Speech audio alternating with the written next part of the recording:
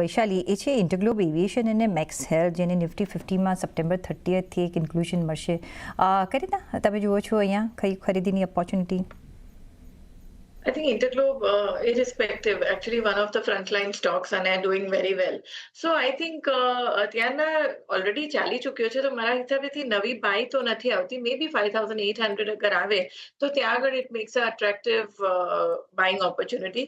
But જેમની પાસે હોય એ જરૂર હોલ્ડ કરીને રાખે, because the trend is very strong.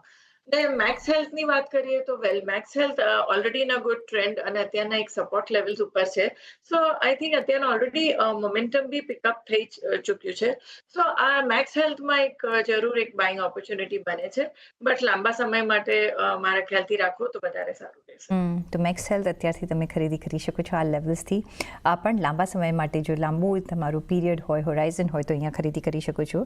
ઇન્ટરગ્લોબ aviation 5,800ના લેવલથી નવી આપણે ખરીદી કરીશું હમણાંની, પણ જેની પાસે છે એ હોલ્ડ કરી શકે છે. વૈશાલી,